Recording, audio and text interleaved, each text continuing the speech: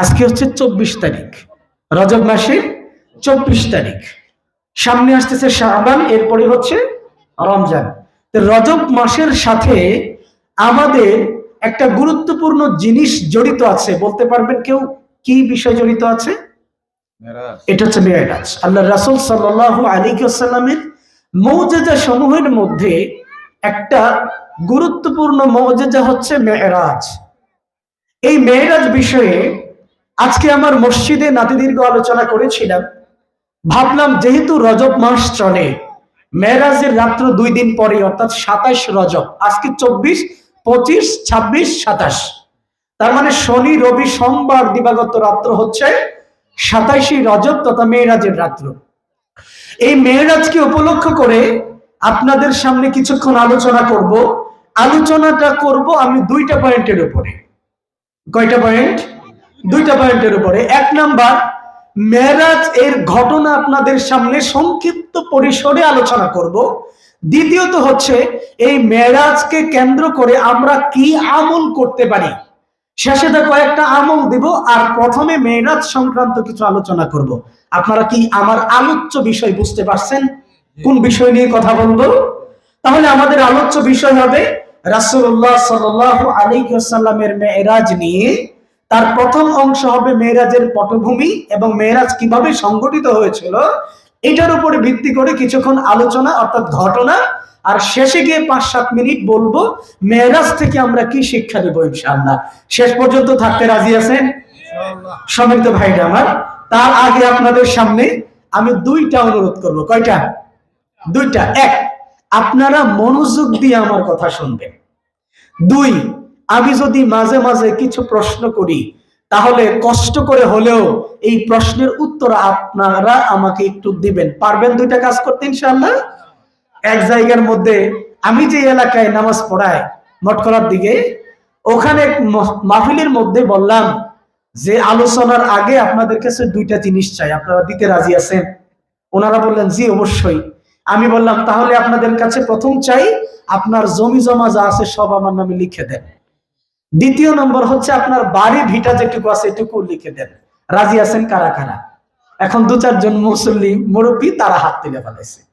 আমি বললাম না, আসলে এত কঠিন কিছু না, আপনারা আমাকে শুধু মনোযোগ দিয়ে শুনবেন আর প্রশ্ন করলে উত্তর দিবেন। এই 2টা কাজ পারবেন তো? ওনারা বললেন হ্যাঁ পারবো ইনশাআল্লাহ। তো তারা শেষ পর্যন্ত আমার সাথে ছিল এবং কথার উত্তর দিয়েছিল। মোহতারাম হাজরিন, আমরা রাসূলুল্লাহ সাল্লাল্লাহু আলাইহি ওয়াসাল্লামের মেরাজ সংক্রান্ত আলোচনা করার পূর্বে আগে একটু কথা বলি। আপনারা সাধারণত সুর সার শুনে অভ্যস্ত। আমি সুর দিতে পারি আলহামদুলিল্লাহ, যথেষ্ট সুর আল্লাহ আমারে দিছে। গজাল একটা গাইছি, মোটামুটি টের পাইছেন না? কথা বলেন আরে ভাই। সুর যে আছে বুঝতে পারছেন তো? ইচ্ছে করলে সুর দিতে পারবো, কিন্তু সুর দিলে ঝামেলা হয় 2টা। 1, অল্প কথাকে টেনে হিচড়ে লম্বা করতে হয়। 2 নাম্বার হচ্ছে আমার গলাটা বেশি ভালো না, একটু ভাঙাচোরা টাইপের, যার ফলে অনেক সময় সুর দিতে পারবো না। মাঝে মাঝে সুর একটু দেওয়ার চেষ্টা করবো ইনশাআল্লাহ। কিন্তু এভাবে যদি কথা বলে যাই আমার মনে হয় আপনাদের বুঝতে অসুবিধা হবে না। বুঝতে পারবেন না ইনশাআল্লাহ? সম্মানিত ভাইরা আমার, তো রাসূলুল্লাহ সাল্লাল্লাহু আলাইহি ওয়াসাল্লাম এর মেরাজ সংক্রান্ত আলোচনা শোনার আগে মেরাজ এর প্রেক্ষাপটটা আমাদের একটু জানা দরকার। মানে কখন মেরাজ সংগঠিত হয়েছিল বলেন তো? আল্লাহর রাসূল সাল্লাল্লাহু আলাইহি ওয়াসাল্লামের নবুয়ত পাইছেন কত বছর বয়সে বলতে পারেন? আল্লাহর রাসূলের বয়স যখন 40 বছর তখন তিনি নবুয়ত প্রাপ্ত হন। নবুয়তের 7 বছর চলে যাওয়ার পরে রাসূলুল্লাহ আলাইহিস সালামকে মক্কার কাফের মুশরিকেরা শিয়াবে আবু তালেব নামক জায়গায় 3 বছরের জন্য জেলখানায় আবদ্ধ করেছিল। এখান থেকে তিনি 3 বছর পরে মুক্ত হয়ে 10ম বর্ষে যখন শিয়াবে আবু তালেব থেকে মুক্ত হলেন, তার কিছুদিন পরে তার প্রিয়তমা স্ত্রী তার চাচা আবু তালেব মারা গেলেন।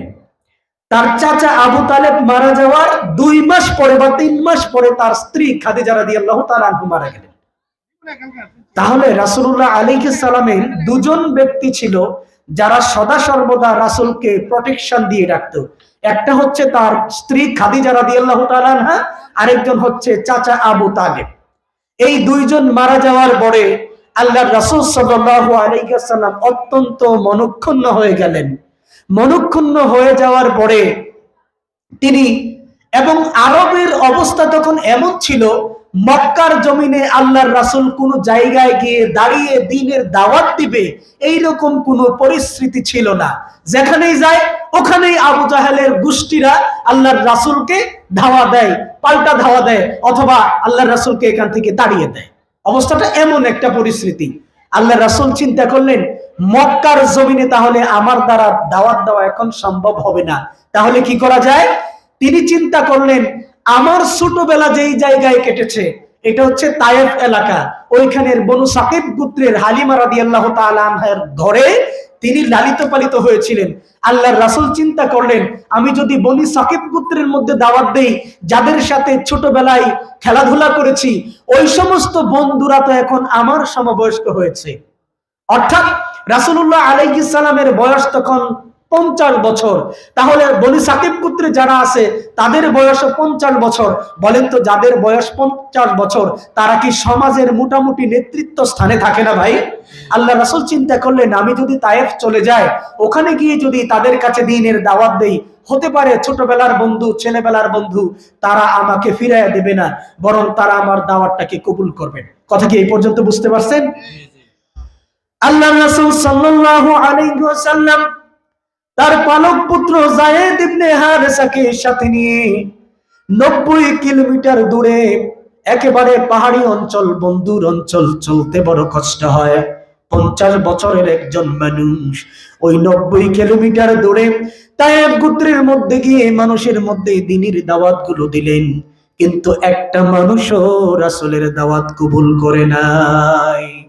বরং মানুষগুলো আল্লাহর রাসূলকে, ছোট ছোট বাচ্চাদেরকে, যুবক ছেলেদেরকে লেলিয়ে দিল, তোমরা মুহাম্মদের পিছনে পিছনে যাও এবং তাকে ঢিলাতে ঢিলাতে, পাগল বলতে বলতে তার এলাকা মক্কার দিকে তাড়িয়ে দাও। তায়েফ থেকে একেবারে মক্কার দিকে 3 কিলোমিটার জায়গা পর্যন্ত রাসূলের পিছনে পিছনে মানুষগুলো ঢিল ছুঁড়ে ছুঁড়ে, পাথর ছড়ে ছড়ে রাসূলকে পাগল বলে বলে গালি দিতে দিতে, শীষ দিতে দিতে, এরকম অপমান অপদস্থ করতে করতে আল্লাহর রাসূলকে তায়েফ থেকে 3 কিলোমিটার পর্যন্ত ছেলেরা দৌড়িয়ে দৌড়িয়ে নিয়ে এসেছে। যায়েদ ইবনে হারেসা বলেন, আল্লাহর রাসূল সাল্লাল্লাহু আলাইহি ওয়াসাল্লামের দেহ মুবারকের মধ্যে এমন কোন জায়গা ছিল না যেই জায়গার মধ্যে পাথরের আঘাত তিনি পান নাই। এরকম একটা গজল শুনছেন না? কাফের ছিল শত শত, নবীজি ছিলেন একজন, সবাই বলে মারো পাথর, কেউ তো নিষেধ করলো না। এরকম গজল ছোটবেলায় শুনছেন না? আল্লাহ রাসূল সাল্লাল্লাহু আলাইহি ওয়াসাল্লাম এই পাথরের আঘাত খেয়ে তিনি চলে গেলেন আবার মক্কায়। ঘটনা ঘটেছে 10ম বৎসরে, 11তম বৎসর, 12তম বৎসর। অর্থাৎ এই ঘটনার 2 বছর পরে আল্লাহর রাসূল সাল্লাল্লাহু আলাইহি ওয়াসাল্লাম একদিন আব্বাস রাদিয়াল্লাহু তাআলা আনহু এর মেয়ে, নাম হচ্ছে উম্মে হানি রাদিয়াল্লাহু তাআলা আনহা, উনার ঘরের মধ্যে তিনি শায়িত অবস্থায় আছেন। আমরা কিন্তু মেরাজের ঘটনায় চলে যাচ্ছি, ওই তায়েফের ঘটনার 2 বছর পরে। কেন? আগের বছর ওই তায়েফের ঘটনার আগে রাসূলের 2জন প্রিয়তম মানুষ মারা গেল, খাদিজা এবং আবু তালিব। 2জন মারা যাওয়ার পরে তিনি মনক্ষুণ্ণ হলেন, তায়েফ গিয়ে তিনি লাঞ্ছিত হলেন। এখানে তিনি আরো মানসিকভাবে ভেঙে পড়লেন। বলেন, মানুষ যখন মানসিকভাবে ভেঙে পড়ে তখন তার মনটাকে রিফ্রেশ করার জন্য মাঝে মাঝে বেড়াইতে যাইতে হয়। কথা কি বুঝতে পারছেন? আল্লাহ তাআলা চিন্তা করলেন, আমার হাবিবের মনটা ভারাক্রান্ত, হৃদয়টা ভারাক্রান্ত, এই সময় যদি আমি তাকে রিফ্রেশমেন্ট করার জন্য, তার মনটাকে একটু চাঙ্গা করার জন্য আমার বাড়িতে বেড়াইতে নিয়ে যাই, তাহলে মনে হয় ভালো হয়। এটা আমার ভাষায় বললাম, আসলে তো আল্লাহ তাআলার এটা মাকসাদ ছিল না। তো সম্মানিত ভাইরা আমার, ওই নবুয়তের 12তম বৎসরে রাসূলুল্লাহ সাল্লাল্লাহু আলাইহি ওয়াসাল্লাম উম্মে হানি রাদিয়াল্লাহু তাআলা আনহার ঘরে শুয়ে রয়েছেন। তার ডান পাশে আলী, বাম পাশে হামজা রাদিয়াল্লাহু তাআলা আনহু। এই 2জন তার 2 পাশে, মাঝখানে আল্লাহর রাসূল শুয়ে আছেন। এই ছেলেরা, কথা বলবো না? কারণ হচ্ছে আল্লাহর রাসূল সাল্লাল্লাহু আলাইহি ওয়াসাল্লামের এত শত্রু যে তাকে একটা সেকেন্ডের জন্য সাহাবীরা চোখের আড়াল করেন না। এই জন্য রাতের বেলাও দুইজন বডিগার্ড তার সাথে শুয়ে থাকে। যখন তিনি শুয়ে রয়েছেন এমত অবস্থায় হঠাৎ করে আপনার উম্মে হানির ঘরের ছাদটা এভাবে ফেটে গেল। ভিতরে ঢুকে গেলেন দুজন, একজন হচ্ছেন জিব্রাইল আলাইহিস সালাম, আরেকজন হচ্ছেন মিকাইল আলাইহিস সালাম। আপনারা একটু মনোযোগী হবেন, নয়তো বুঝতে পারবেন না। লম্বা ইতিহাস শর্ট করে বলবো, তো যদি মনোযোগী না হন তাহলে বোঝাতে পারবো না। সাধারণত আমাদের দেশের বক্তারা মেরাজের ঘটনা বলতে গিয়ে একটা প্রসিদ্ধ ঘটনা বলে, সেটা হলো এক ব্যক্তি নাকি মেরাজের ঘটনা বিশ্বাস করে নাই। সে বাড়িতে গিয়া তার স্ত্রীকে বলল, বিবি এরকম এরকম ঘটনা শুনছে, আমি বিশ্বাস করি না। একটা বড় মাছ আনছি, তুমি এটা কাটতে থাকো, আমি নদীতে যাব, গোসল করব, চলে এসে রান্না করা খাবার খাবো। এরকম ঘটনা শুনছেন না? লোকটা চলে গেল নদীতে, এক ডুব দিল, ডুব দিয়ে উঠা থেকে 16 বছরের এক তরুণীর রূপ ধারণ কইরা সে উঠা পড়ছে। এরপর এক সওদাগর তাকে নিয়ে গেল, 7 বছর ওইখানে রাখলো, 3টা না 4টা সন্তান হয়েছে। 7 বছর পরে আবার নদীর ঘাটে ডুব দিল, আবার সে যুবক হয়ে গেল। সে বাড়িতে আসছে, আয়সা দেখে তার স্ত্রী এখনো মাছ কাটে। কথা বলছেন? আজগবি কিসসা কাহিনী। এই কাহিনী বলে 1 ঘন্টা কাটায় দেয়, অথচ এই কাহিনীটা কুরআনেও নাই, হাদিসেও নাই, অযথা একটা মিথ্যা গাল গল্প, আর কিচ্ছু না। অথচ মেরাজের ঘটনা আমরা যদি জানতে চাই, শুনতে চাই, একটু পরে বুঝবেন মেরাজের ঘটনা কিভাবে প্রমাণিত। মুহতারাম হাজিরিন, তাহলে উম্মে হানির ঘরটা যখন ফেটে গেল, নেমে আসলেন কে কে? জিব্রাইল এবং মিকাইল, দুজন নেমে আসলেন। আসার পরে আল্লাহর রাসূল তখন আদু ঘুমে আদু জাগরণে। বুঝেন না এই ব্যাপারটা? মানে ওনার চোখটা নিদ্রিত, কিন্তু কানটা খরগোশের কানের মতো খারাপ, যার ফলে কি হচ্ছে না হচ্ছে তিনি বলতে পারতেছেন। আল্লাহর রাসূল সাল্লাল্লাহু আলাইহি ওয়াসাল্লামকে এই দুজনে ধরে ওই ছাদ দিয়ে ফেরে একবারে নিয়ে গেলেন মসজিদুল হারাম তথা কাবা ঘরের পাশে, হাতিমে কাবা যেখানে অবস্থিত, ওইখানে নিয়ে আল্লাহর রাসূলকে ওপেন হার্ট সার্জারি করলেন। বুক ফেরে ওখান থেকে হার্টটাকে বের করে জমজমের পানি দিয়ে ধুয়ে এরপরে জান্নাত থেকে আনা একটা তস্তরির মধ্যে, স্বর্ণের পেয়ালার মধ্যে রেখে এটার মধ্যে হেদায়েতের নূর দিয়ে ভরে আবার রাসূলের বুকের মধ্যে দিয়ে এটাকে আবার লেভেল করে দিলেন। সুবহানাল্লাহ বলেন।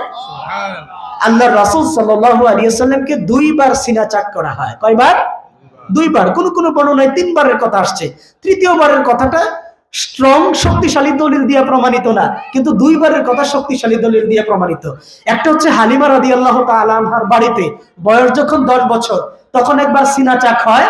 দ্বিতীয়বার হচ্ছে মেরাজে নেওয়ার সময় আল্লাহ রাসূলের সিনা চাক করা হয়। এ পর্যন্ত বুঝছেন কি? এবার জিব্রাইল আলাইহিস সালাতু ওয়াস সালাম বুরাক নামক একটা বাহন সামনে আনলেন। বুরাকের চেহারার বর্ণনায় অনেকগুলি বর্ণনা আসছে, অনেক জয়ীফ বর্ণনা আসছে।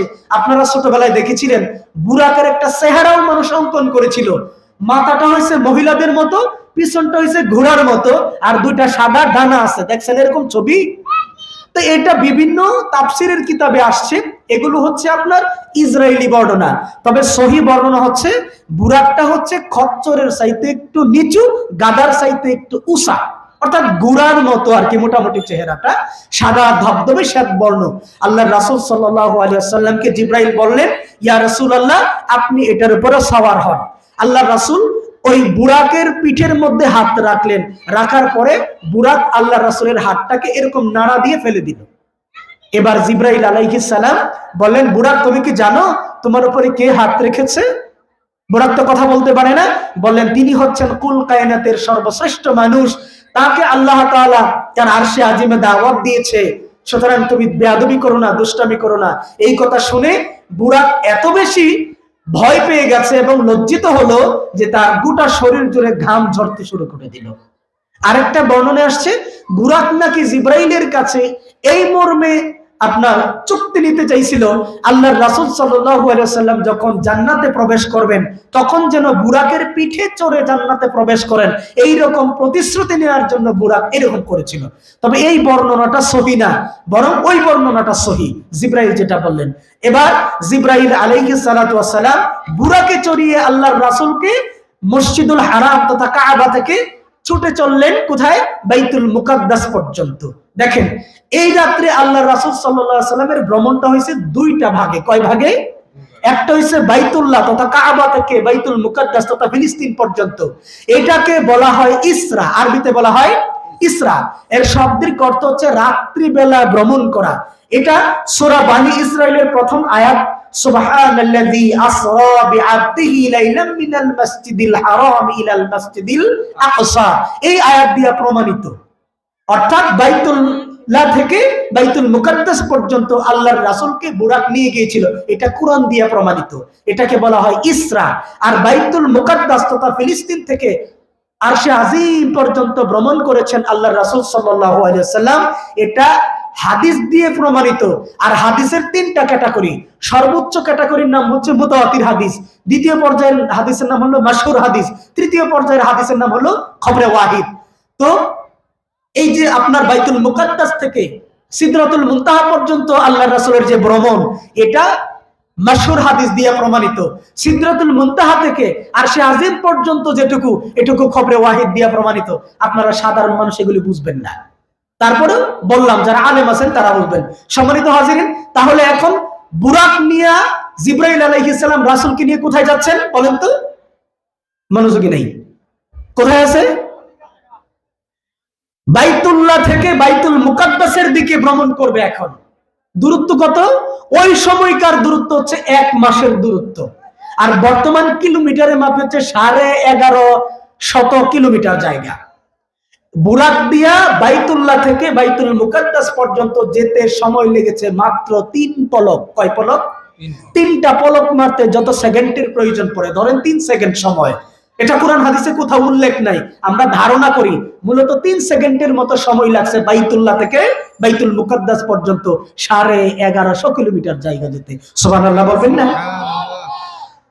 জিবরাইল আলাইহিস সালাতু ওয়াস সালাম আল্লাহর রাসূলকে নিয়ে বুরাকের পিঠে উঠিয়ে যখন বাইতুল মুকাদ্দাসের দিকে ছুটতে চলে গেলেন, কিছু দূর যাওয়ার পরে একটা পলক দেওয়ার পরে একটা জায়গায় গিয়ে থামলেন। রাসূল দেখলেন চতুর্দিকে সমানে খেজুরের বাগান, খেজুরের বাগান। জিবরাইল বললেন, ইয়া রাসূলুল্লাহ, আপনি এইখানে নেমে 2 রাকাত নফল নামাজ আদায় করে নিন। আল্লাহর রাসূল 2 রাকাত নফল নামাজ আদায় করলেন। আল্লাহর রাসূলকে জিবরাইল বললেন, এটার নাম হচ্ছে ইয়াসরিব, কিছুদিন পরে আপনি হিজরত করে এখানে চলে আসবেন, তখন জায়গাটার নাম হয়ে যাবে মদিনাতুন নবী। ইয়াসরিবের নাম পরবর্তীতে মদিনা হয়ে যাবে। জিবরাইল আলাইহিস সালাম বুরাক নিয়ে আবার রওনা হলেন। কিছু দূর যাওয়ার পরে সিনাই পর্বতের মধ্যে তিনি থামলেন।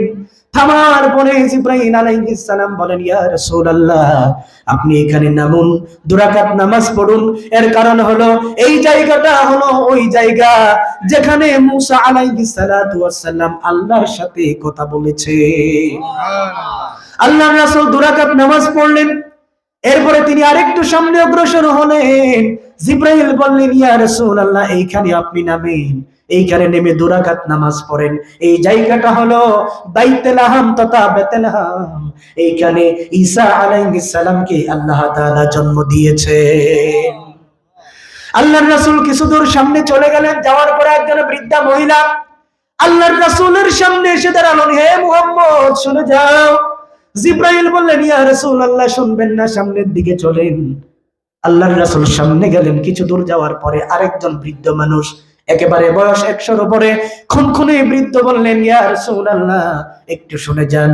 জিবরাইল বলেন, ইয়া রাসূলুল্লাহ, পিছনে তাকাবেন না। রাসূল সামনে গেলেন। আর কিছু দূর যাওয়ার পরে 3 জন মানুষকে দেখতে পেলেন, এক জায়গায় বসে নামাজ পড়তেছে অথবা জিকির করতেছে। আল্লাহর রাসূলকে জিবরাইল বলেন, ইয়া রাসূলুল্লাহ, এই 3 জনকে আপনি সালাম প্রদর্শন করুন। আল্লাহর রাসূল সালাম দিলেন। তারা যথারীতি সালামের উত্তর দিল। জিবরাইল বললেন, ইয়া রাসূলুল্লাহ, প্রথম যে বৃদ্ধা মহিলাকে দেখেছেন এটা হচ্ছে দুনিয়ার রূপ। এই বৃদ্ধা মহিলার মতো দুনিয়াটা শেষ হয়ে যাচ্ছে, কিছুদিন পরেই কিয়ামত সংঘটিত হয়ে যাবে। আপনি যদি ওই দুনিয়ার কথা শুনতেন, বৃদ্ধা মহিলার কথা শুনতেন, তাহলে আপনার উম্মতেরাও দুনিয়ার প্রেমে পাগল হয়ে যেত। কিছু দূর সামনে যাওয়ার পরে যে বৃদ্ধ লোকটাকে দেখেছেন, এই বৃদ্ধ লোকটা আর কেউ নয়, বরং এই লোক হলো শয়তান। আপনি যদি তার কথা অনুযায়ী পিছনে তাকাতেন, তাহলে আপনার উম্মতেরা শয়তানের অনুসারী হয়ে যেত। আর 3 জন ব্যক্তিকে যে আপনি সালাম দিয়েছেন, তাদের 3 জন হলো, একজন হলো ইব্রাহিম আলাইহিস সালাম, আরেকজন হলো মুসা আলাইহিস সালাম, আরেকজন হলো ঈসা আলাইহিস সালাতু ওয়াস সালাম। সুবহানাল্লাহ বলেন। দেখেন লম্বা ইতিহাস তো, আমি বলে যাচ্ছি, আপনারা বুঝতে পারতেছেন কি? এবার জিবরাইল আলাইহিস সালাতু ওয়াস সালাম একটু জিকির করেন, লা ইলাহা লা ইলাহা ইল্লাল্লাহ, লা ইলাহা ইল্লাল্লাহ, লা ইলাহা ও লা ইলাহা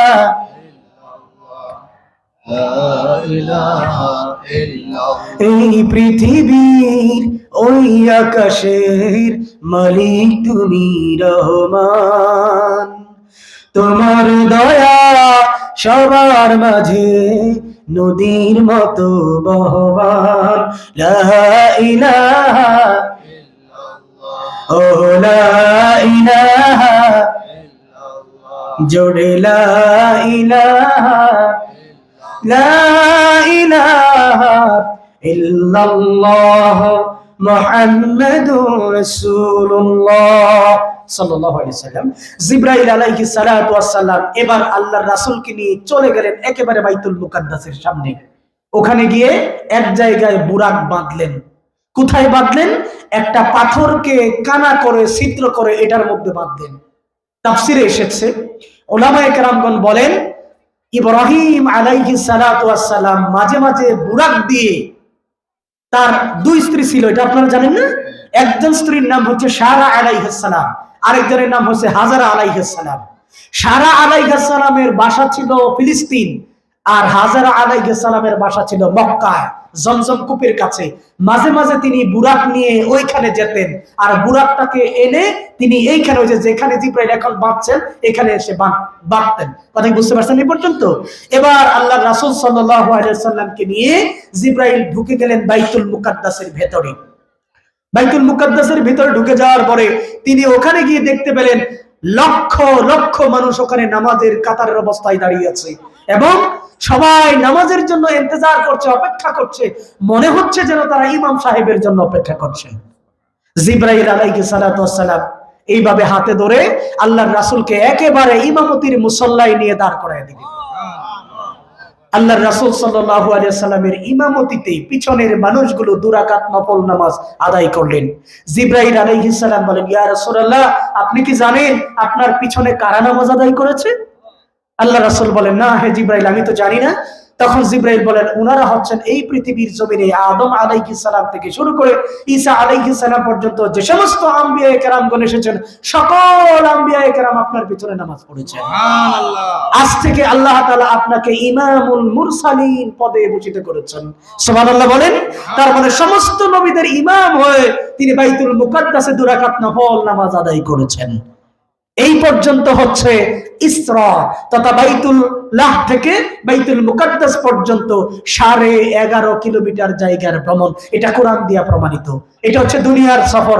এখন তিনি চলে যাবেন মেরাজ নামক জায়গায়, উরুজ করবেন। মেরাজ শব্দের অর্থ হচ্ছে ঊর্ধ্বলোকে ভ্রমণ করা, উপরের দিকে ভ্রমণ করা। কথা কি বুঝতে পারতেছেন?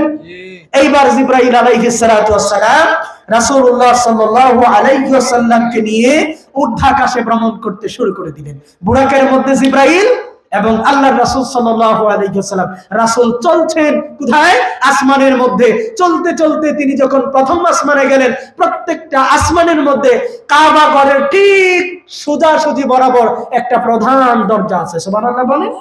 এবং এই দরজাকে মেইনটেইন করার জন্য দরজার একজন দ্বাররক্ষী আছেন। জিবরাইল আলাইহিস সালাতু ওয়াস সালাম ওই দরজার মধ্যে গিয়ে টক টক করে আওয়াজ করলেন, টুকা দিলেন। ভেতর থেকে প্রশ্ন করা হলো, কে? তিনি বলেন, আমি জিবরাইল। সাথে কে? সাথে মুহাম্মাদুর রাসূলুল্লাহ সাল্লাল্লাহু আলাইহি ওয়াসাল্লাম। প্রশ্ন করলেন, উনার কি অনুমতি আছে? জিবরাইল বলেন, হ্যাঁ, উনার জন্য অনুমতি আছে। আল্লাহর রাসূল বলেন, প্রথম যে আকাশ, এই আকাশের উপরে ঠিক কাবা ঘরের উপরে একটা ঘর আছে। এই ঘরটার নাম হচ্ছে বাইতুল ইজ্জত। তার নাম কি? প্রতিদিন এই বাইতুল ইজ্জতের মধ্যে 70,000 রহমতের ফেরেশতারা আসে, তাওয়াফ করে আবার চলে যায়। একবার যারা তাওয়াফ করে তারা আর জীবনে কোনোদিন আসতে পারবে না। তাহলে কি পরিমাণে ফেরেশতা আল্লাহ তাআলা বানিয়েছেন চিন্তা করতে পারতেছেন? এই ব্যাপারে আপনাদেরকে আপনার সাম্প্রতিক সময়ের একটা তথ্য আপনাদের সাথে শেয়ার করি। আল্লাহ রাসূল সাল্লাল্লাহু আলাইহি ওয়াসাল্লাম যখন মেরাজ থেকে চলে আসলেন, আমরা কিন্তু আবার মেরাজে যাব, বর্তমানের যে ঘটনাটা ঘটছে এটা বোঝানোর জন্য এখন আমি এটা বলবো। আল্লাহ রাসূল যখন মেরাজ থেকে চলে আসলেন, তখন আবু দারদা রাদিয়াল্লাহু তাআলা আনহু বলেন, ইয়া রাসূলুল্লাহ, আপনি উটটা লোকে কি দেখে এসেছেন? তখন রাসূল বলেন, আমি যা দেখি তা তোমরা দেখো না, আমি যা শুনি তা তোমরা শোনো না। আমি আসমানে দেখে এসেছি এত অধিক সংখ্যক ফেরেশতা, আসমানের মধ্যে 4 আঙ্গুল জায়গাও ফাঁকা নাই যেই জায়গার মধ্যে ফেরেশতা নাই, এবং প্রত্যেকটা ফেরেশতা সিজদারত অবস্থায় আল্লাহ রাব্বুল আলামিনের জিকির, আজগার, তাসবিহ, তাহলিল সদা সর্বদা পাঠ করতেছে। এটা কে বললেন? আল্লাহ রাসূল বলেন। এবং তিনি বললেন তারা এত বেশি জিকির করতেছে। দেখেন, আপনারা যারা সরমনের মাহফিলে গেছেন, তারা যখন হালকায় জিকির করে সবাই মিলে যখন লা ইলাহা ইল্লাল্লাহ এরকম করে না, তখন দেখবেন ওই মাহফিলের মধ্যে একটা আপনার কি বলে ভাইব্রেশনের মতো, মানে কেঁপে ওঠার মতো একটা পরিস্থিতি সৃষ্টি হয়। তো আল্লাহ রাসূল বলেন ওই ফেরেশতাদের জিকিরের কারণে ওই আকাশের মধ্যে ভাইব্রেশন হচ্ছে, কেঁপে কেঁপে উঠতেছে। এটুকু মনে রাখবেন। কিন্তু কিছুদিন আগে, গতকালকের আগের কালকে টেলিভিশনে দেখলাম, মোটামুটি 4-5টা টেলিভিশনে আসছে, মহাকাশ নিয়ে যারা গবেষণা করে তাদের মধ্যে আমেরিকান সংস্থার নাম হচ্ছে নাসা। নাম শুনছেন? এই নাসারা কিছুদিন আগে আবিষ্কার করেছে, তারা এতদিন জানতো মহাকাশে যেহেতু কোনো বাতাস নাই, সুতরাং ওইখানে কোনো শব্দের অস্তিত্ব থাকতে পারে না। আপনাদেরকে বোঝায় শব্দ, এই যে আপনারা আমার কথা শুনতে পারতেছেন, এটা শুনতে পারতেছেন কেন? আমার কথাগুলো ইথার, মানে ওই বাতাসের সাহায্যে ভেসে ভেসে ভেসে ভেসে আপনাদের কানের মধ্যে গিয়ে আঘাত করতেছে, যার ফলে আপনারা শুনতে পারতেছেন। বাতাস যদি না থাকতো তাহলে আপনারা আমার কথা শুনতে পারতেন না। আপনাদেরকে উদাহরণ দিই তাহলে বুঝবেন। অনেক সময় লক্ষ্য করবেন, ক্ষেতের এই মাথায় আপনি, ওই মাথায় আরেক লোক আপনার মুগুর দিয়া গরুর খুঁট গাঁথতেছে, লক্ষ্য করছেন? কথা বলেন আরে ভাই। দেখবেন এরকম খুঁট দিয়া বাড়ি দেয়, বাড়ি উঠে আরেকটা বাড়ি দিলে ওই আগের বাড়ির শব্দ আসে, লক্ষ্য করছেন কি? এটা কেন হয় বলেন তো? এটার কারণ হচ্ছে আপনি দূরে থাকার কারণে ওই শব্দটা বাতাস আপনার কাছে ভেসে বেরিয়ে, মানে ভেসে ভেসে আনতে আনতে একটু সময় লস হচ্ছে, এই জন্য আপনি পরে শুনতে পাচ্ছেন কথাটা। তো বিজ্ঞানীরা বলে আকাশে যেহেতু বাতাস নাই, অক্সিজেন নাই, সে তো ওখানে শব্দ তরঙ্গ ঘটিত হয় না, ওইখানে কোনো শব্দ হতে পারে না। এটা ছিল বিজ্ঞানীদের ধারণা। সাম্প্রতিক সময়ে তারা অত্যাধুনিক মাইক্রোফোন আবিষ্কার করে তারা বলেছে যে মহাকাশের মধ্যে লক্ষ লক্ষ মানুষ একসাথে বসে গ্রেগরিয়ান, কি বলে এটা, স্পেন্ট নাকি একটা গান আছে, ওই খ্রিস্টানেরা একসাথে সবাই মিলে গায়, অনেকটা আমাদের জিকিরের মতো। ইউটিউবের মধ্যে আছে, আপনার ভিডিওটা দেখবেন। খ্রিস্টানেরা এরকম করে গুল হয়ে বসে একজন আরেকজনকে ধরে ধরে তাদের ধর্মীয় উপাসনালয়ের ভিত্তিতে তারা এক ধরনের জিকির করে, এরকম মাথা ঝুঁকায়া ঝুঁকায়া সবাই মিলে এক তালে এক বাক্যে ওরা বলতেছে, আমরা শুনতে পেলাম আকাশের মধ্যে যেন লক্ষ লক্ষ মানুষ একসাথে গ্রেগরিয়ান স্পেল গাইতেছে, মানে ওই যে ওই সঙ্গীতটা গাইতেছে।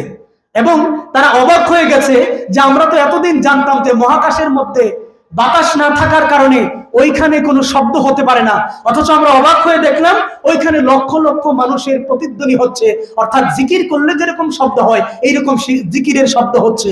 এবং সেই জিকিরটা তারা রেকর্ডের মাধ্যমে রেকর্ড করে নিয়ে এসেছে। সুবহানাল্লাহি ওয়া বিহামদিহি। ইউটিউবের মধ্যে আপনারা গিয়ে সার্চ দিবেন, ওই রেকর্ডটা যদি আপনি শুনেন, অনেকটা আল্লাহু আল্লাহ জিকির করলে যেরকম শব্দ হয় এইরকম একটা শব্দ এখানে ভেসে আসছে। সুবহানাল্লাহ বলবেন না?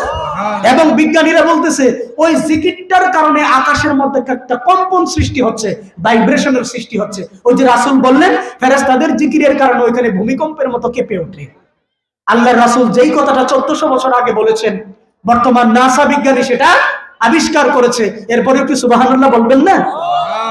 সম্মানিত ভাইরা আমার, যাক আমরা আমাদের মূল আলোচনায় চলে আসি। এবার আল্লাহ রাসূল কোথায়? প্রথম আকাশে। প্রথম আকাশের মধ্যে আল্লাহ রাসূল সাল্লাল্লাহু আলাইহি ওয়াসাল্লাম সর্বপ্রথম একজন নবীর সাথে দেখা করলেন। তার নাম হচ্ছে হযরত আদম আলাইহিস সালাতু ওয়াস সালাম। আদম আলাইহিস সালামকে দেখে তিনি সালাম করলেন।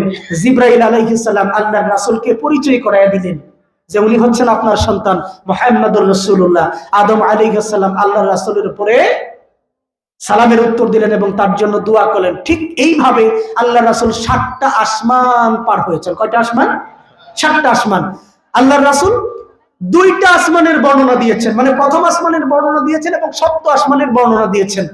প্রথম আসমানের যে ঘর, এটার নাম হচ্ছে বাইতুল ইজ্জত, আর সপ্ত আসমানের যে ঘর, এটার নাম হচ্ছে বাইতুল মামুর, নাম শুনছেন না? ওইখানে সেম ঘটনা ঘটতেছে। 70,000 রহমতের ফেরেশতা প্রতিদিন একবার করে আসছে, এটাকে তাওয়াফ করতেছে, আবার চলে যাচ্ছে। সম্মানিত হাজিরিন, আল্লাহর রাসূল সাল্লাল্লাহু আলাইহি ওয়াসাল্লাম এবার দ্বিতীয় আসমানে চলে গেলেন। ওখানে গিয়ে দেখা হলো ঈসা আলাইহিস সালাম এবং ইয়াহইয়া আলাইহিস সালামের সাথে। তৃতীয় আসমানে ইউসুফ আলাইহিস সালামের সাথে। চতুর্থ আসমানে ইদ্রিস আলাইহিস সালামের সাথে। পঞ্চম আসমানে হারুন আলাইহিস সালামের সাথে। ষষ্ঠ আকাশে মুসা আলাইহিস সালামের সাথে এবং সপ্তম আকাশে ইব্রাহিম আলাইহিস সালামের সাথে দেখা হলো। সুবহানাল্লাহ বলেন। এবং প্রত্যেককে তিনি সালাম দিলেন, সালামের উত্তর পেলেন, প্রত্যেকেই আল্লাহর রাসূলের জন্য দোয়া করেছেন। এবার সপ্তম আকাশ পার হওয়ার পরে সর্বশেষ একটা জায়গায় গিয়ে পৌঁছলেন। এই জায়গাটার নাম হলো সিদরাতুল মুনতাহা। এই জায়গাটার নাম কি? সিদরাতুল মুনতাহা। আল্লাহর রাসূল বলেন সিদরাতুল মুনতাহা এমন একটা জায়গা, ওই জায়গার মধ্যে দেখলাম বড়ই গাছের মতো বিশাল আকারের একটা গাছ।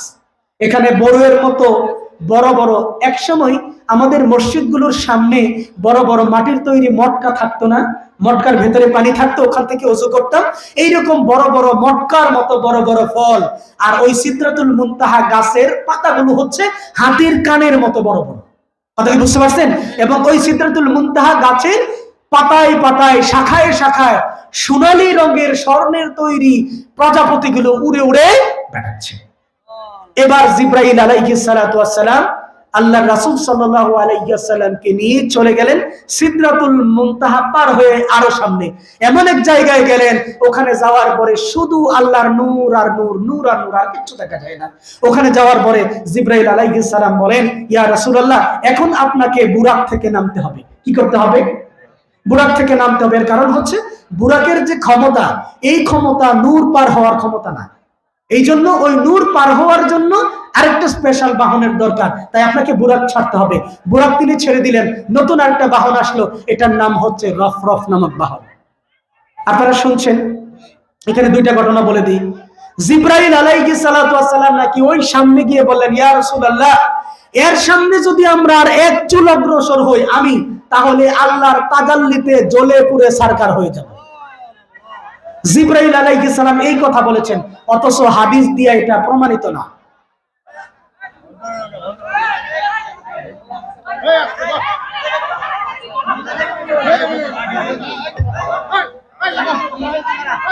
সম্মানিত ভাইয়েরা আমার, আচ্ছা ওখানে যাই হোক, কাজল ভাই গেছে, দেখি এটাকে মিট করো, আমরা আলোচনা শুনতে থাকি ইনশাআল্লাহ। জিব্রাইল আলাইহিস সালাতু ওয়াস সালাম এবার রফরফ দিয়ে চলে গেলেন একেবারে আরশে আজিমের প্রতি। দেখেন, আমি বলছিলাম আমার আলোচনাটা দুটি পার্টে বিভক্ত হবে। প্রথম অংশ হচ্ছে ইতিহাস আর দ্বিতীয় অংশ হচ্ছে শিক্ষা। এই জন্য আমি শিক্ষাটা যেন একটু সময় নিয়ে দিতে পারি, এই জন্য ইতিহাসটাকে, ঘটনাটাকে সংক্ষিপ্ত করতেছি। আল্লাহর রাসূল একেবারে চলে গেলেন কোথায়? আরশে আজিমের কাছাকাছি জায়গায়। ওখানে যাওয়ার পরে তিনি আল্লাহ তাআলার সাথে সাক্ষাৎ করলেন এবং ফিরে আসার সময় জিব্রাইল আলাইহিস সালামের মাধ্যমে আল্লাহর রাসূলকে তিনটা জিনিস দিলেন। কয়টা জিনিস? কথা বলেন আরে ভাই। তিনটা হাদিয়া দিয়েছেন আল্লাহ তাআলা রাসূলুল্লাহ আলাইহিস সালাতু ওয়াস সালামকে। এক নাম্বার 50 ওয়াক্ত নামাজ। কয় ওয়াক্ত? এই কাহিনী আপনারা সবাই জানেন। মুসা আলাইহিস সালামের কাছে দেখা হলো, মুসা বলেন কি নিয়ে ফেরত যাও? রাসূল বলেন 50 ওয়াক্ত নামাজ। মুসা আলাইহিস সালাম বলেন আমার উম্মতের মাত্র 2 ওয়াক্ত নামাজ ছিল, আমি দেখছি উম্মতেরা কেমন মানে আমল করে, তোমার উম্মত তো আরো দুর্বল হবে, ওরা পারবে না, তুমি এটা কমায় নিয়ে আসো। আল্লাহ রাসূল এভাবে বারবার গিয়ে গিয়ে গিয়ে গিয়ে কত ওয়াক্ত নিয়ে আসলেন?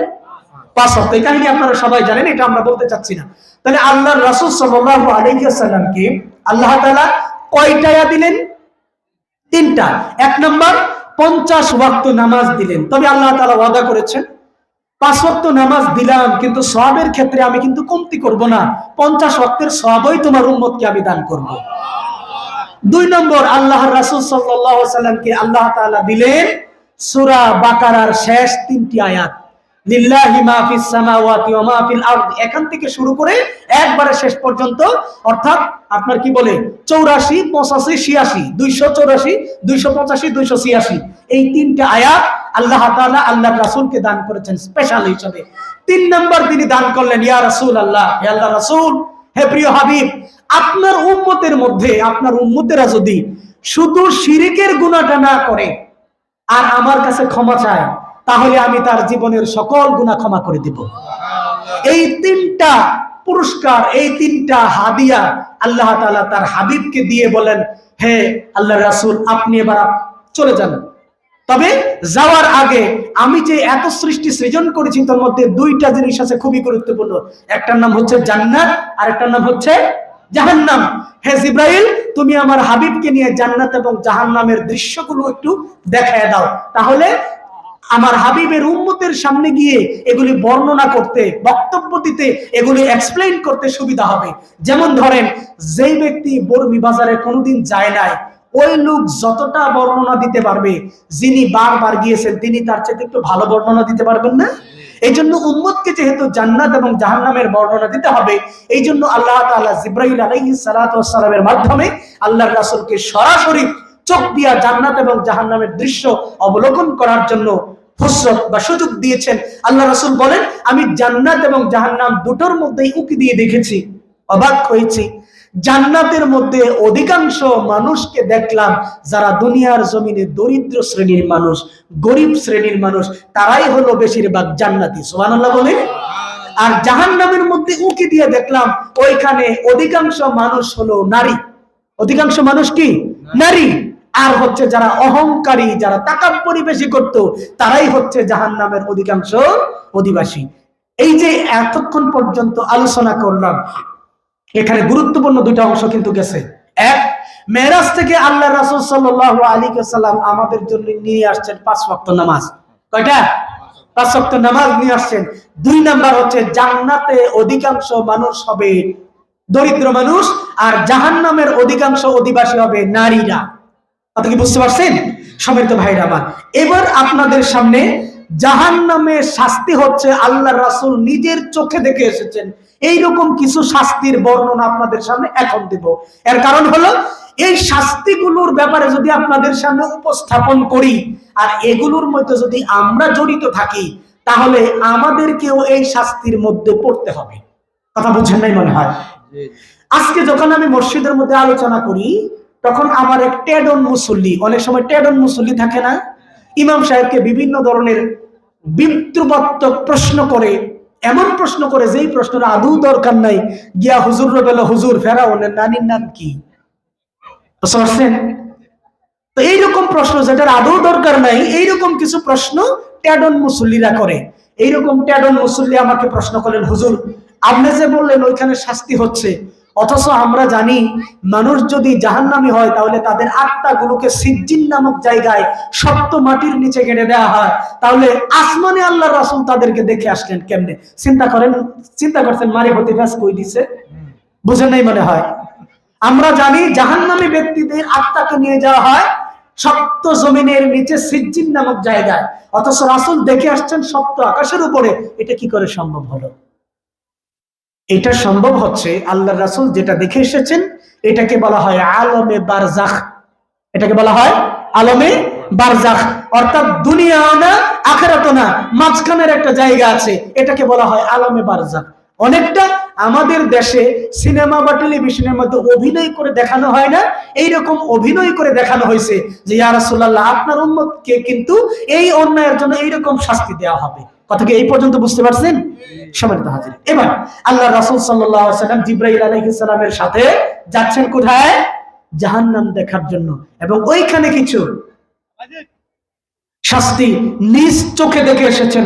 সর্বপ্রথম তিনি একটা দলের পাশ দিয়ে হেঁটে গেলেন, একটা দলের পাশ দিয়ে গেলেন। ওই দলটা এরকম বসে আছে, তাদের হাতের 10টা নখ এরকম বড় বড় তামার নখ। কিসের নখ? আপনারা কথা শুনতেছেন? কথা বুঝতেছেন? তাহলে পিছনের ভাইয়েরা উত্তর দেন, কিসের নখ? বর্তমানে আমাদের ইয়ং লেডিরা, আমাদের মেয়েরা, আমাদের বোনেরা অতি আলট্রা মডার্ন হতে গিয়া ভাল্লুকের মতো বড় বড় নখ রাখে, দেখছেন? কিছু কিছু পুলা করেও দেখছি বুড়ি আঙ্গুলের নখ রাখে বড় বড়, দেখছেন কিনা? এগুলো হলো জাহান্নামীদের আলামত। এগুলো কিসের আলামত? সম্মানিত ভাইয়েরা আমার, আল্লাহর রাসূল দেখতে পেলেন এক শ্রেণীর মানুষ গোল হয়ে বসে আছে। তাদের 10টি হাতের নখ তামার তৈরি, বড় বড় তামার তৈরি নখ। এটা দিয়া মুখের মধ্যে, কপালের মধ্যে, বুকের মধ্যে এমন জুড়ে জুড়ে খামচাচ্ছে। খামসানির কারণে তামার তৈরি নখ দিয়ে যখন খামচায়, তখন তার নখ, মুখ, চোখ, বুকের গোশতগুলি, মাংসগুলো আলাদা হয়ে যায়। সুবহানাল্লাহ বলছেন, নাউজুবিল্লাহ বলেন। প্রিয় ভাইরা আমার, জিবরাইল আলাইহিস সালাতু ওয়াস সালামকে আল্লাহর রাসূল ডেকে বলেন, ও জিবরাইল, এই যে লোকগুলো তামার লোক দিয়ে নিজের মুখ এবং বুকটাকে কামচাচ্ছে, তোমার কাছে জানতে চাই কোন অপরাধের কারণে, কোন গুনাহের কারণে তাদেরকে এই শাস্তি দেয়া হচ্ছে। ভাই, আপনাদের কি এটা জানার ইচ্ছা আছে নাকি নাই? আপনারা হিম্মে কি দেখেন গো বারবার? ওখানে কি সিনেমা চলে? আমার দিকে একটু তাকান না রে ভাই। এই তো আর 5টা মিনিট আছে, খুব বিরক্ত হইতেছেন? আমার কথা কি বুঝতে পারতেছেন? যদিও সময় সংক্ষিপ্ত থাকার কারণে লম্বা হিস্ট্রিটাকে আমি সংক্ষেপ করে নিয়ে আসছি। আসলে কাহিনী শুনে আমাদের লাভ নাই, শিক্ষা নেওয়াটা হচ্ছে আমাদের জন্য জরুরি। আমি কি বুঝাইতে পারলাম? আল্লাহর রাসূল যখন প্রশ্ন করলেন, ভাই জিবরাইল, এই লোকগুলো কেন এই শাস্তি হচ্ছে তোমার কাছে জানতে চায়। জিবরাইল আলাইহিস সালাম বলেন, ইয়া রাসূলুল্লাহ, এই লোকগুলোর কাজ ছিল দুনিয়ার জিন্দেগিতে ডুমবিয়া বাজারের মধ্যে, সামনার পার বাজারের মধ্যে গিয়া গিয়া শাসটলে চা খাইতো আর অপর ভাইয়ের গীবত তারা সারাক্ষণ করত। নাউজুবিল্লাহ বলবেন না? জিবরাইল আলাইহিস সালাম বলেন, ইয়া রাসূলুল্লাহ, এই লোকগুলোর কাজ ছিল অন্যের ভাইয়ের বিরুদ্ধে গীবত করা, বসে বসে সমালোচনা করা। দুনিয়ার জিন্দেগিতে তারা এই কাজগুলো করার কারণে আজকে এই যে জাহান্নামের মধ্যে তাদের নিজের আঙ্গুল দিয়া নিজের মুখটাকে কামচাচ্ছে। আপনাদের সমাজে এই রকম গীবতকারী মানুষ আছে নাকি নাই? আছে নাকি নাই? সেটা ডুমদিয়া বাজারে চাষটনের মধ্যে গিয়ে বৈশা দেখেন, খালি একজনের কথা উঠায় দেখেন।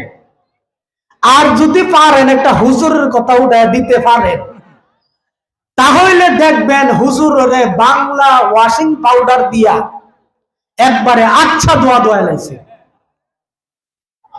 প্রিয় ভাইরা আমার, আল্লাহর রাসূল আর একটু সামনে অগ্রসর হলেন। একদল মানুষের সামনে দিয়ে যখন তিনি গেলেন, দেখতে পেলেন সামনে একটা লম্বা বিশাল আকারের নদী। ওই নদীর মধ্যে পানিগুলো সাধারণ পানি নয়, বরং ওই পানিগুলো রক্তের পানি। ওই নদীর মধ্যে রক্তের পানি, কথা কি বুঝতে পারছেন? ওই রক্তের পানির মধ্যে কিছু মানুষ হাবুডুবু খাচ্ছে, ডুবে ডুবে যাচ্ছে, সাঁতার কাটতেছে।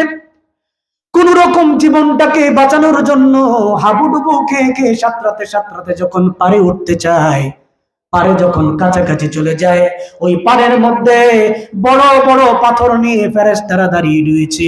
ওই লোকটার মুখের মধ্যে পাথরটা নিক্ষেপ করে দেয়। লোকটা যখন এই পারে উঠতে পারে না, সাত্রিয়া সাত্রিয়া আবার যখন ওই পারে যায়, যাওয়ার পরে ওখানেও আরেকজন ফেরেশতা পাথর নিয়ে দাঁড়িয়ে রয়েছে, তার মুখের মধ্যে আবারও ওই পাথর দিয়ে নিক্ষেপ করে। লোকটা এইভাবে এই পার থেকে ওই পারে যেতে চাই, কিন্তু পারে না, মাঝখানে ডুবে ডুবে হাবুডুবু খায়। জিবরাইলকে প্রশ্ন করা হলো, ও জিবরাইল, কোন কারণে এই লোকটাকে এমন শাস্তি দেওয়া হচ্ছে বলো না। জিবরাইল বলেন, ইয়া রাসূলুল্লাহ, এদেরকে এই জন্যই শাস্তি দেওয়া হচ্ছে, তারা দুনিয়ার জিন্দেগিতে সুদের কারবারের সাথে জড়িত ছিল। কিসের সাথে জড়িত ছিল? সুদখোর কি আমনগো এলাকায় আছে নাকি নাই? ওরে বাবারে, সুদখোরের দাহড়ে এলাকার মধ্যে চলা দেয়। আপনি যখন মাহফিলের জন্য টাকা আনতে যাবেন, তখন সুদখোর আপনার সামনে 1000 টাকা নোট বের করে দেয় আর বলে, যদি পোস্টারের মধ্যে যত বড় নাম দিবে এত বেশি টিহা পাইবে। বুঝেন নাই মনে হয়? টেহার গরম তো, মাহফিলের পোস্টারে যত বড় নাম এত বড় টাকা।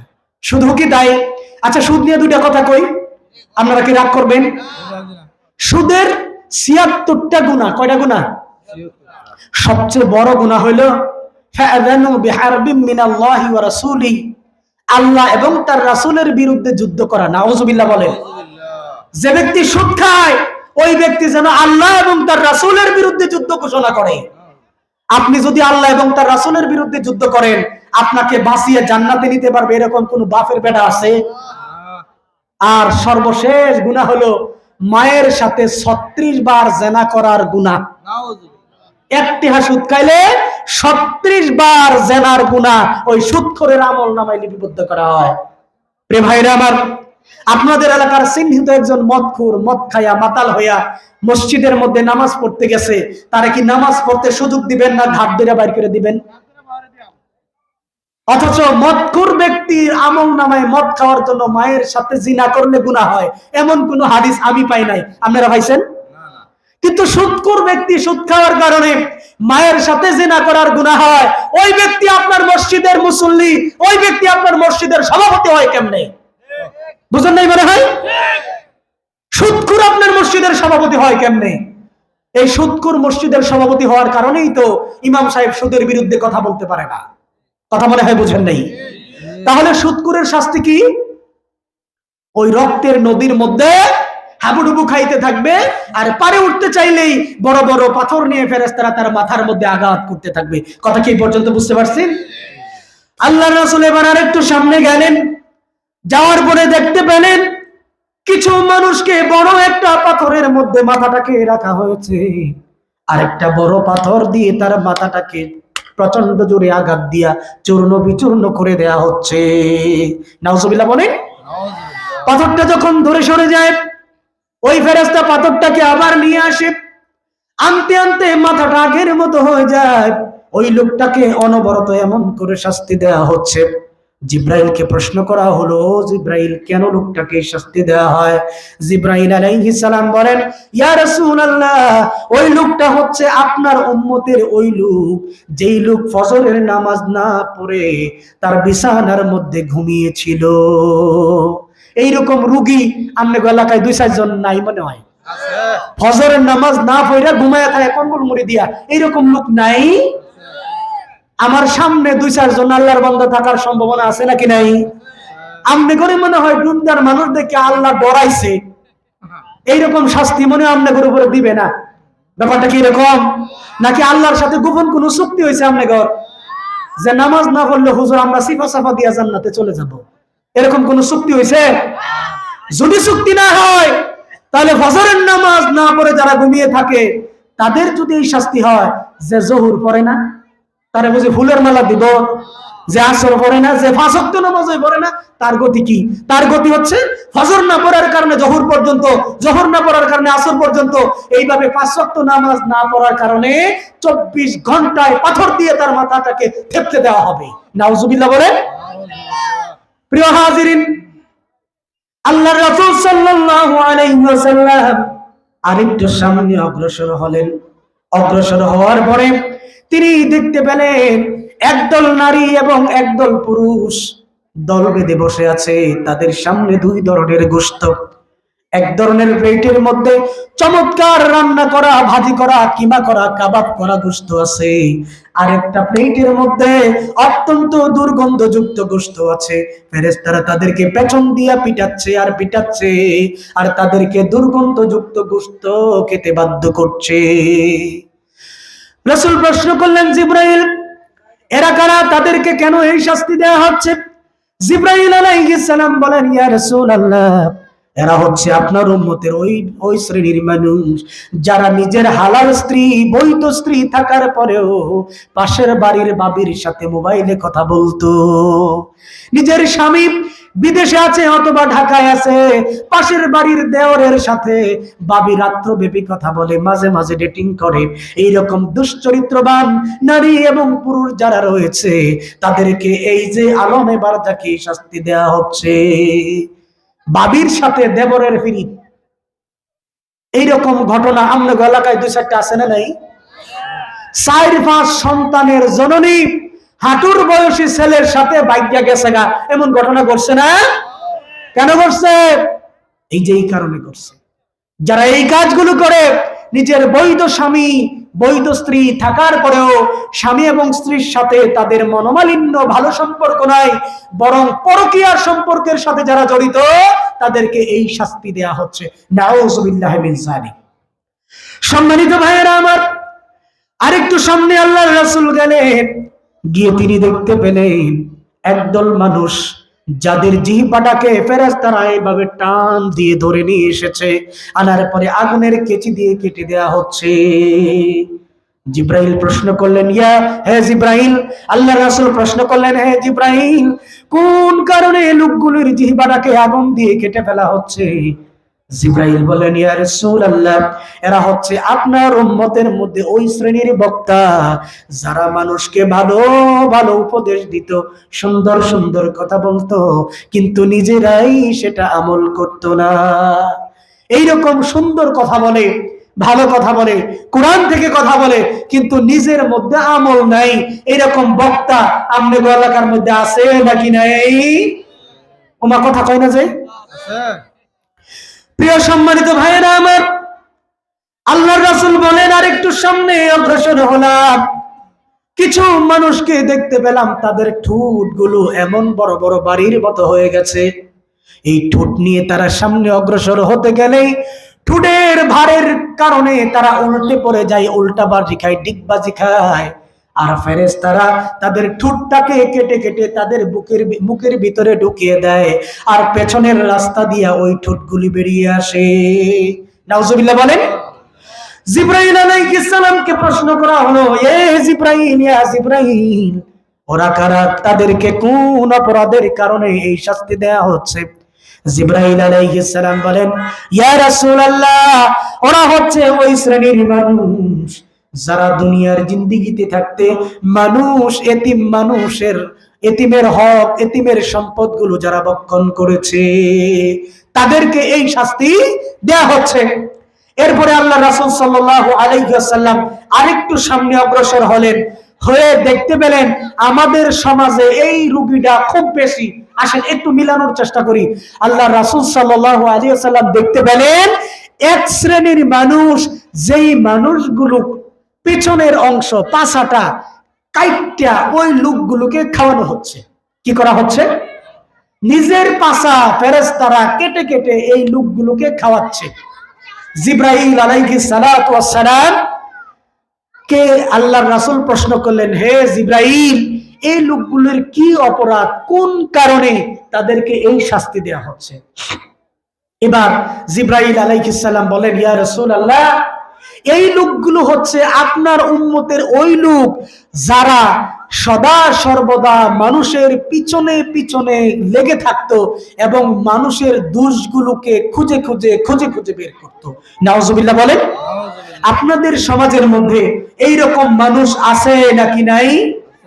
যারা মানুষের দোষগুলোকে খুঁজে খুঁজে খুঁজে খুঁজে মানুষের সামনে তিলকে তাল আকারে বলে বেড়াতে তারা পছন্দ করে, মানুষের সামনে অন্যের দোষগুলোকে মানুষের সামনে সুন্দর করে সুশোভিত করে সাজিয়ে গুছিয়ে মানুষের সামনে উপস্থাপন করে। এইরকম মানুষ আছে নাকি নাই?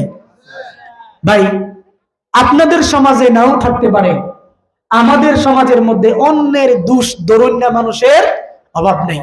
ছোট্ট একটা উদাহরণ দেই, তাহলে আপনারা বুঝতে সুবিধা হবে। আমি আমার উদাহরণ দিই। এই যে এতক্ষণ পর্যন্ত আপনাদের সামনে আমি কথাগুলো বললাম, আপনাদের কাছে কি মনে হয়েছে যে আমি আপনাদের সামনে বানায় কথা বলছি? এই যে কথাগুলো বললাম, এগুলো বলতে গিয়া কোরআন হাদিস ঘাটাঘাটি করতে হয়েছে না? অনেকগুলো কিতাব থেকে, বই থেকে, আর্টিকেল থেকে, ভিডিও থেকে আমি এই তথ্যগুলো সংগ্রহ করে এই ডায়েরির মধ্যে আমি লিপিবদ্ধ করে আপনাদের সামনে এসে উপস্থিত হয়েছি। সম্মানিত ভাইরা আমার, এই যে আপনাদের সামনে যে তথ্যগুলি দিয়েছি, এই তথ্যগুলো আমি দিতে গিয়ে মোবাইলের শরণাপন্ন হয়েছি, সহযোগিতা নিয়েছি। ওখানে গুগলে গিয়ে সার্চ দিয়েছি আল্লাহর রাসূল সাল্লাল্লাহু আলাইহি ওয়াসাল্লামের মেরাজ, এখানে অনেক তথ্য আসছে। ওখান থেকে অথেন্টিক তথ্যগুলো নিয়ে আমি এখানে লিপিবদ্ধ করে আপনাদের সামনে আসছি। ঠিক এইরকম ভাবে যেখানে যতটুকু কথা বলি, ওয়াজের ময়দানেই কথা বলি, জুমার মসজিদেই কথা বলি, সমস্ত জায়গায় কথা বলতে গিয়ে আমি পড়াশোনা করে, স্টাডি করে, নোট করে তারপরে মানুষের সামনে আমি কথা বলি। এই যে কথাগুলো বলি এইগুলি বলতে গিয়ে আমাকে মোবাইলের সহযোগিতা নিতে হয়। এখন এই যে মোবাইলের সহযোগিতা নিতে হয়, মাঝে মাঝে মোবাইল রাস্তা দিয়ে হাঁটার সময় আমাকে চালাইতে হয়। এটা দেখে দেখে আমাদের এলাকার কিছু মানুষ দোকানের পারে বসে বসে সমালোচনা করে, হ্যাঁ না হুজুর ও তো মোবাইল চালাকে রে। কথা কি বুঝতে পারছেন? এখন আমাদের সমাজে গ্রামের মহিলারা হেল ফেন্দি মোস ফেন্দি রে হইলা হইয়াব, বুঝেন নাই মনে হয়? এটা মাছ আসিরা কইতো, এটার অর্থ আমি আপনাদেরকে এতটা এক্সপ্লেন করতে পারবো না। মানে নিজে হইলো ব্যাককল টাইপের মানুষ, আরেকজন দেখা কয় হইলা হইয়াব, মানে সুন্দর করে বয়। যে যেরকম অপর মানুষকে ওই রকমটাই মনে করে। তারা তো দোকানের সামনে বসে চা খায় আর ময়ূরীর নাইচ দেখে। ওরা মনে করে, ওরা ভাবে আমিও মনে হয় মোবাইলের মধ্যে ময়ূরীর নাইচ দেখি। কথা কি বুঝতে পারছেন? এই জন্য তারা আমার দুষ্ত্রুটিগুলি, এই যে মোবাইল দেখি এটা নিয়ে তারা সমালোচনা করে। সম্মানিত ভাইরা আমার, আমাদের প্রধান মেহমান আমার সম্মানিত বড় ভাই হযরত মাওলানা মাহফুজুর রহমান সাহেব চলে এসেছেন। আমি এখনই ছেড়ে দেব। তার আগে এতক্ষণ পর্যন্ত আপনাদের সামনে যেই আলোচনাটা করেছি এর একটা সামারাইজ আপনাদের সামনে আমি উপস্থাপন করতে চাই। আমার আলোচনাটা ছিল রাসূলুল্লাহ সাল্লাল্লাহু আলাইহি ওয়াসাল্লামের মেরাজ নিয়ে, ঠিক কি না? এই আলোচনাটাকে আমি দুইটা পয়েন্টে ভাগ করেছি। প্রথম নম্বর ছিল মেরাজ কিভাবে সংগঠিত হয়েছিল, তার একটা নাতিদীর্ঘ আলোচনা বা ঘটনা। দ্বিতীয় নাম্বার হলো আল্লাহ রাসূল ওইখানে আলমে বারজাখে কিছু মানুষকে শাস্তি হতে দেখেছিলেন, কিছু অন্যায়ের কারণে শাস্তি হতে দেখেছিলেন। এই অন্যায়ের শাস্তিগুলো আপনাদের সামনে উপস্থাপন করেছি। কেন করেছি? এই অপরাধগুলো, অন্যায়গুলো যদি আমাদের ভেতরে থাকে, এই শাস্তিগুলো থেকে কি আমরা রক্ষা পাবো ভাই? তাহলে দুইটা আমলের বিষয় আপনাদেরকে দেব ভাই, একটু মনোযোগ দিন, 2 মিনিটে শেষ করে দিচ্ছি। দুইটা আমলের বিষয়। এক, আল্লাহর রাসূলকে আল্লাহ তাআলা মেরাজের মধ্যে কয়টা হাদিয়া দিয়েছিলেন? 3টা। এক, 50 ওয়াক্ত নামাজের মধ্যে 5 ওয়াক্ত নামাজ। 2 নাম্বার সূরা বাকারার শেষ 3 আয়াত। 3 নাম্বার শিরকবিহীন অবস্থায় মরতে পারলে তওবা করে আল্লাহ জীবনের সকল গুনাহ মাফ করে দেবেন। এই 3টা কাজ কি আমরা করতে পারবো ইনশাআল্লাহ? এরপরে এই যে আপনাদের সামনে কতিপয় গুনাহের শাস্তি নিয়ে কথা বললাম, এই গুনাহের শাস্তির ব্যাপারে আপনারা এতক্ষণ পর্যন্ত যা জানলেন, আমার মধ্যে আপনার মধ্যে ওই গুনাহগুলোর যদি কোনো একটা গুনাহ, কোনো একটা অপরাধ যদি থেকে থাকে, তাহলে এই গুনাহগুলো কি আমরা কন্টিনিউ রাখবো নাকি এগুলি ছাড়বো বলেন? শেষ বলছিলাম গত বছর ইস্তেগফারের আমল দিছিলাম, মনে আছে? এই বছর একটা আমল দিয়া যায় ছোট্ট করে। আল্লাহর রাসূল বলেন, কোন ব্যক্তি যদি সকালে এবং বিকেলে, সকালে অথবা রাত্রে, দিনে অথবা রাত্রে আমার উপরে, আমি নবীর উপরে 10 বার করে দুরূদ পাঠ করতে পারে। কয়বার? কথা বলেন আরে ভাই। 10 বার করে যদি দুরূদ পাঠ করতে পারে, তাহলে তার উপরে, তার জন্য শাফাআত করা আমার জন্য ওয়াজিব হয়ে যায়। আল্লাহর রাসূলের শাফাআত পেতে চান? পিছনের ভাইয়েরা চায় না। আল্লাহর রাসূলের শাফাআত চান? তাহলে দুরূদের আমল করতে রাজি আছেন? সম্মানিত ভাইরা আমার, এতক্ষণ পর্যন্ত ভাঙা গলা নিয়ে যে কথাগুলো বললাম, আমি জানি না আপনাদেরকে কতটা বুঝাইতে পারছি। যদি বুঝাইতে পারি, কিছুটা বুঝাতে পারি, আপনারা আমলযোগ্য মনে করেন, এর উপরে আমি সহ আমাদের সবাইকে আমল করার মতো তৌফিক আল্লাহ দান করুক। সকলে পড়ছে আমিন।